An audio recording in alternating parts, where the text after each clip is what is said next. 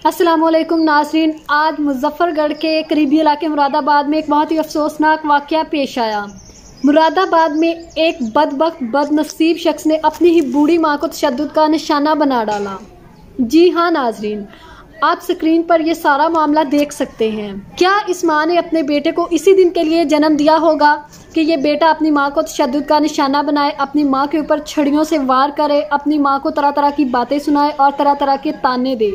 आप स्क्रीन में देख सकते हैं कि बूढ़ी माँ बेचारी अपने घर के काम में मसरूफ़ है, लेकिन उसका बेटा उसके ऊपर छड़ियों के साथ वार कर रहा है। जी हाँ नाज़रीन, मुरादाबाद इलाके में ये वाक़या पेश आया।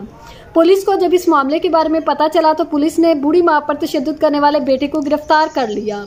बेटे की गिरफ्तारी के बाद माँ से रहा ना गया।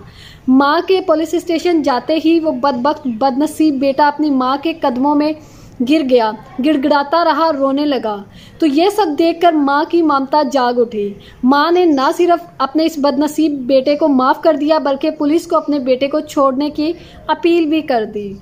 जी हाँ नाज़रीन, ये है वो ममता, ये है वो माँ की मोहब्बत। माँ के साथ जितना भी बुरा सलूक किया जाए, लेकिन माँ अपने बच्चे के लिए कभी भी बुरा नहीं चाहती। तो हम क्या कर रहे हैं, हमारा मुआशरा किस तरफ जा रहा है? आए दिन इसी तरह की खबरें आती हैं।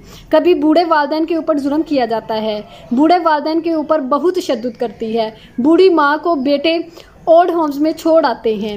इसी तरह के वाक़यात पेश आ रहे हैं। तो हम अपना मुआशरा, अपनी आखिरत सब कुछ खुद अपने हाथों से बर्बाद कर रहे हैं।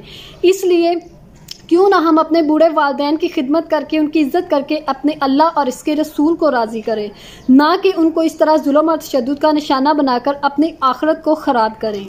हमें इस मामले पर ज़रूर सोचना चाहिए। हमारे पास वक्त है। जिन लोगों के पास वालिदैन नहीं है, माँ जैसी नेमत नहीं है, उनसे पूछ कर देखिए, वो तड़पते हैं उनकी एक झलक के लिए।